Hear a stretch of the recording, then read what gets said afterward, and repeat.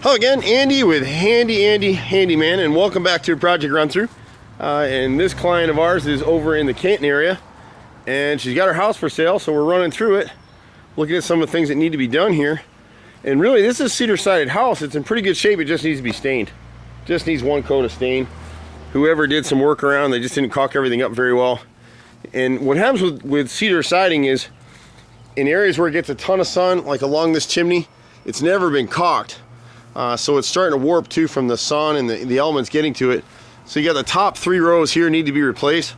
The rest of it can be salvaged with stain. And then over here, she's gotten borer bees over time, and then the woodpeckers come and start getting after all these holes in here.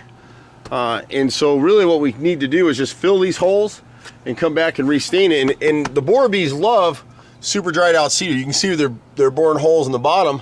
And if you looked at some of our other videos, when they bore into the siding, and you can see what's happened. So when you see these chases like this, the little borer bee comes through here. He made his little hole right here. And then he bores a channel all the way through, back and forth like my finger, and you'll have 8 or 9 rows of tunnels all the way across this wood. They literally back their little butts up, and this is where one started and decided it was too hard right here. And that's what they do. So they create a lot of work for us. But this house, unfortunately, she hasn't been able to get anybody out here to stain or work on it. Up here in the center of this chimney, there's a hornet's nest up there, and then we can just plug this hole right here. There's 2 boards up at the top of the face that we would change. There's 3 on the right side, and there's 3 on the back side that we would change.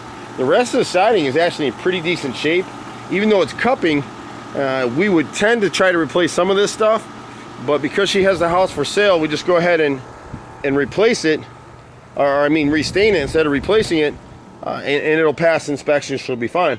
This siding back here has been a little more protected. The front and the left side have gotten the weather more than anything. And the trick back in the day when they were installing cedar like this, they never caulked anything.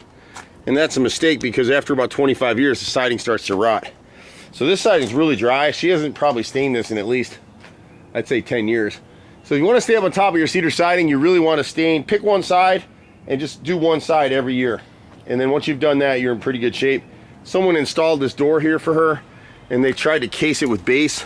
They had no idea what they were doing, and then they flashed it like this. So it was a nice door. And the other stuff that people do is just, she's had these windows all changed out. Whoever did the work, they didn't caulk anything properly. They flashed it with wooden stool. You just don't do any of that. So she's changed out a lot of her windows. But most of the siding in the back of the house is in really good shape. Again, you can see the borer bees are just hitting some holes. We got one patch right here. And sometimes in these, it sounds dumb, but we'll take a tree limb and we'll whittle it down and fill it inside the hole and then cut it flush with our multi-tool. And because it's wood, it stains like wood.